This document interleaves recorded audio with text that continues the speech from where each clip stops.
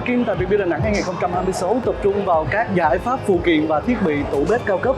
hướng đến tối ưu công năng cũng như là không gian lưu trữ trong bếp hiện đại. Với danh mục sản phẩm đa dạng từ giá kệ, phụ kiện inox đến các hệ tủ thông minh được phát triển theo tiêu chuẩn kỹ thuật Đức, đảm bảo độ bền, tính an toàn cũng như là khả năng vận hành ổn định. Thiết kế chú trọng đến tính tiện dụng, thẩm mỹ cũng như là sự đồng bộ trong tổng thể không gian bếp. Nếu quý vị đang tìm kiếm giải pháp phụ kiện bếp tối ưu để triển khai thì Starkin mang đến rất nhiều lựa chọn phù hợp để quý vị tham khảo tại triển lãm Việt Build năm nay.